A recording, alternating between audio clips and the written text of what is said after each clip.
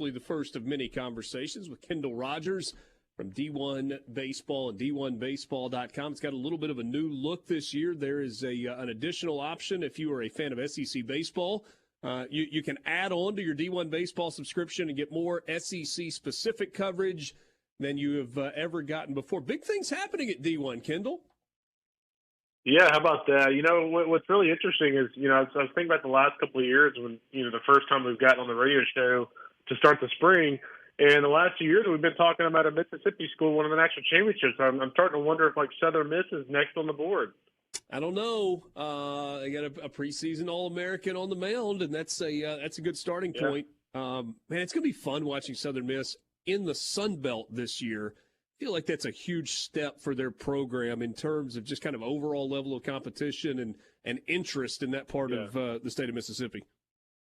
There's no doubt. I think you look at the job that Scott Berry's done. I think if they play anybody but Ole Miss last year in that Super, I think they advanced out of that thing. I think they just caught Ole Miss in kind of that magical run, which we all saw kind of culminate in Omaha. But I think when you look at Southern Miss overall, the common denominator of college baseball teams that win at a high level, get to Omaha, compete for a national championship, what we saw with Ole Miss last year with Elko and Company, is older guys. And I think when you look at Southern Miss overall, this is a team that's going to have 5 guys in their starting lineup that are either 4th or 5th-year players, and that means a lot, especially when you're talking about guys that are big-time contributors. Christopher Sargent, it seems like he's been there for like a decade.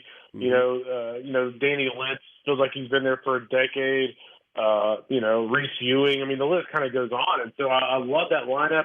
I do think, obviously losing Hurst and Waldrop kind of makes this team go from a top 10 team to kind of a, more 11 to 20 team. But, Tanner Hall in his own right is an exceptional pitcher. And, if he can get a little bit of help on the bump, this is going to be a really good team. But, the Sun Belt is going to be fascinating this year. When you think about Southern Miss, you think about Texas State, who got the regional final last year, Coastal Carolina, Louisiana, Georgia Southern, who hosted a regional last year. This is suddenly a league, Richard, that I think in the future, maybe even this year, can get 4 or 5 bids in a given season. I think it's going to be that good of a league. So the top 25 came out this week. There are a couple of things I think that stand out here in the state of Mississippi. Number one is that Ole Miss, who won it all last year, is preseason top 5, despite losing some really significant pieces from that team a year ago. And then the other thing is not seeing Mississippi State in the preseason top 25 after finishing last in the SEC a year ago. So let's take that kind of in 2 parts. Let's start with Ole Miss as a top 5. Is this a respect for the reigning national champions vote, or is this team, you as a staff at D1 Baseball, believe is top 5 quality? I think they're top 5 quality. And let's not forget about Ole Miss. They scuffled down the stretch last year.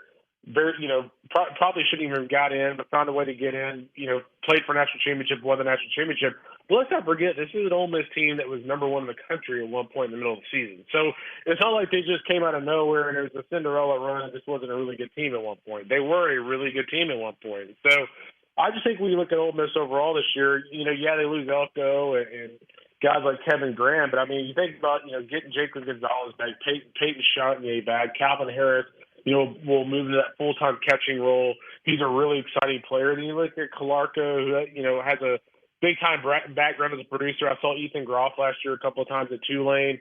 He's an All-American caliber player. So the thing is they lost, Kevin Grahams and things like that, but they also replaced them with really good, accomplished players. And so I think that really matters for me. And I think also, Kemp Alderman, for me, he was a power hitter last year. I think Kemp is a kid that is going to go from hitting in the 280 range to hitting more like 340 this year. I think he's going to be a breakout guy for them. So you're talking about a deep lineup.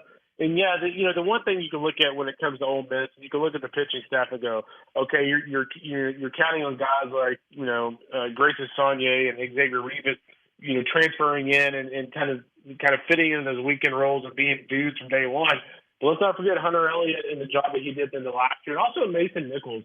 Mason Nichols pitched some really important innings for that club at the end of last year, and even without Josh Mallett, he's an accomplished, high quality arm. So for me, when I look at Ole Miss, I look at those number 2, number 3 spots in the rotation, and I go, okay, like we don't really know what kind of transition they're going to make, but those are 2 supremely talented pitchers, and I think even if they scuffle a little bit early, I think some of those other pieces on this team can kind of mask those deficiencies a little bit. Is there anything to the idea that now that not only a trip to Omaha is kind of off the back of Mike Bianco, but got the crown, that do you think he changes at all in the way that he coaches the game? Because in fairness, he really hasn't changed. I mean, he's evolved, but he's kind of been the same guy in terms of demeanor and not getting too high and not getting too low. Is there anything different about the way he approaches coaching after winning a title? I do. And honestly, Richard, I think, and you're closer to the program than I am, you see him on a daily basis, but I actually felt like when the vulture started circling Ole Miss a little bit a couple of years ago with him, I actually kind of felt like he was even a little different last year. Like there were times last year where he was, ultra stressed out or, looked like he was in a pressure situation. But for the most part, especially down the stretch, like I thought Mike kind of looked like somebody who was a little bit, I don't know, like content with whatever kind of happens. Like, you know what, at the end of the day, if Keith Carter wants to get rid of me, then so be it. If we get to the postseason and go on a run, then so be it. So I think he started to shift a little bit. Then the last year, I think he kind of realized the career that he had, kind of reflecting back on his career just in case. But I think Ole Miss is scary moving forward because I think if you're Mike Bianco, the guy's obviously a really good coach.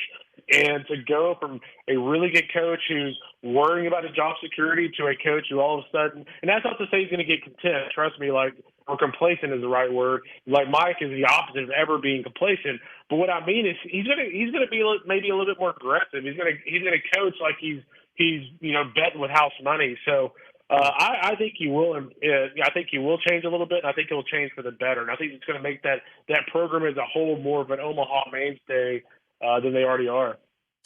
All right, so Mississippi State not in the top 25. Obviously, Bulldog fans looking for a pretty significant bounce back here from where they were a year. I mean, look, it's easy to go, finished last in the SEC. But we have to look at the injuries that they endured a season ago and think that can't happen again. Like that, they can't be that unlucky 2 years in a row.